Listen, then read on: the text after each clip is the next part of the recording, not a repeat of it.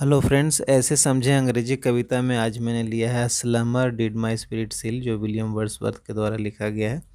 तो कैसे हम अंग्रेजी कविता को समझें आज हम देखते हैं। चलिए, सबसे पहले है title a slumber did my spirit seal, जो कि विलियम वर्ड्सवर्थ ने लिखा है और अपनी प्रेमिका लूसी के लिए लिखा है। और इसे लिया गया है उनके महान ग्रंथ लिरिकल बैलेड से, जो कि वर्ल्ड फेमस है और शायद आपने भी इसका नाम सुना होगा। हैं कि अस्लमर यानी स्लमर किसको बोलते हैं। यहाँ पर वो नींद है, वो बेहोशी है, जिस उदासी और बेहोशी के आलम में कवि हमारे हैं, क्योंकि लूसी उनकी प्रेमिका की मृत्यु हो गई है। तो उनका जो स्पिरिट है, यहाँ पर एक वर्ड है स्पिरिट, जिसका मतलब उनका आत्मा। सील, जो कि क्या हो गया, सीज्ड हो गया है, कैप्चर्ड हो गया है, स्तब्ध हो गया है, बंध गया है। ऐसा वो फील कर रहे हैं कि एक नींद है, एक बेहोशी का आलम है, स्लमर है, जिसने उनके स्पिरिट को सील कर लिया है। और उस अवस्था में, उस दुख की अवस्था में वो खुद को महसूस कर रहे हैं। कौन? William Wordsworth. तो चलिए, इस कविता में जो और भी आने वाले हार्ड वर्ड्स हैं उसको पहले डिस्कस कर देता हूँ। स्लमर मीन्स होता है नींद, सील मीन्स होता है बंद करना, स्टॉप करना, सीज कर लेना। मोशन का मतलब होता है गति, वो तो जानते ही आप। एंड डायरनल एक वर्ड आया है, शायद आप ना जानते हो, तो उसका अर्थ होता है दैनिक। और कोर्स कई चीज़ों में यूज होता है, यहाँ पर कविता में कोर्स का मतलब है गति। तो चलिए लाइन बाय लाइन कविता देखते हैं। अ slumber did my spirit seal, ये है हेडिंग बाय विलियम वर्ड्सवर्थ। अब यहाँ से कविता शुरू होती है। A slumber did my spirit seal, I had no human fears. अब क्या हुआ कि इनको अब कोई ह्यूमन फियर नहीं है, क्योंकि एक नींद, एक बेहोशी का आलम और एक तरह से आप शांति का काल कह सकते हैं स्लमर को। नींद एक शांति का भी काल है, तो वो उनके आत्मा को उसने घेर लिया है और उनको किसी तरह का डर नहीं है। क्यों नहीं है? सी सीम्ड सिम का मतलब होता है मालूम पड़ना, प्रतीत होना।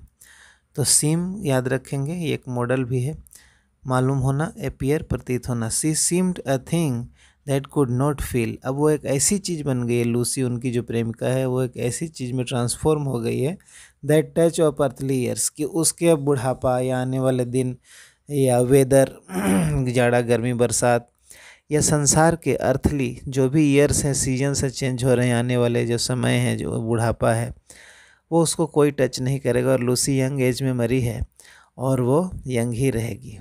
ठीक है, तो यही है इस कैंटू का अर्थ कि a slumber did my spirit seal, I had no human fears. अब वो एक ऐसी अवस्था में चले गए हैं कि उनको मानवीय डर जो होता है वो समाप्त हो गया है। सी सीम्ड अ थिंग, अब वो ऐसी चीज़ बन गई है, ट्रांसफॉर्म हो गई ऐसी चीज़ में, जो मृत्यु हुई है लूसी की, वो ऐसे ट्रांसफॉर्म हो गई है, दैट कुड नॉट फील, जिसको अब गर्मी जाड़ा बरसात कुछ नहीं लगने वाला। द तट टच ऑफ अर्थली ईयर्स, और उसको कुछ संसारिक चीज़ें परेशान नहीं कर सकती। आगे है no motion has see now. अब तो वो चलेगी घूमेगी नहीं, कोई मोशन नहीं है, कोई फोर्स नहीं है, उसके शरीर ही नहीं है। सी नेदर हेयर्स नॉर सीज, न तो वो कुछ सुनेगी दुख भरी बातें और न कुछ देखेगी। Rolled round in earth's diurnal course, और डायरनल मैंने क्या बताया था, याद है आपको? दैनिक। और वो जो दैनिक कोर्स है जिंदगी का, अब वो धीरे धीरे यानी दिन प्रतिदिन क्या होता है, बॉडी को जब हम दफनाते हैं तो वो 5 एलिमेंट्स में मिलने लगता है ना। मिट्टी बनने लगता है, शरीर कीड़े खाने लगते हैं और फिर उसको मिट्टी में तब्दील करने लगते हैं। तो ऐसा हम मानते हैं। बेन जॉनसन ने 4 एलिमेंट्स कहा है और तुलसीदास ने 5 एलिमेंट्स कहा है। तो इस तरह से हम देखते हैं कि क्षिति जल पावा गगन समीर, यानी 5 एलिमेंट्स में फिर से शरीर मिलने लगा है। और देखिए यहाँ लिखा है कवि ने, with rocks and stones and trees. अब उसका शरीर क्या बन गया है, वो रॉक्स में परिवर्तित हो गया, स्टोन्स में परिवर्तित होगी, ट्रीज में परिवर्तित होगी, यानी कि फिर पंच महाभूत में उसका शरीर विलीन हो गया है। किसका? लूसी का, उनकी प्रेमिका का। तो वो कहते हैं अब कोई डर नहीं है, ना उसको सुनना है ना देखना है, उसका शरीर भी पंच तत्व में विलीन हो चुका है। इसमें कुछ लिटरेरी डिवाइसेस यूज़ किया है कवि ने, जैसे alliteration, the repetition of consonant sounds को बोलते हैं एलिट्रेशन। जैसे चारू चंद्र की चांदनी हिंदी में च च च रिपीट हो रहा है ना, इस कविता में क्या रिपीट हो रहा है? Spirit sealed. तो देखिए एस एस आ रहा है, एस से स्पिरिट, एस से सील्ड, है ना।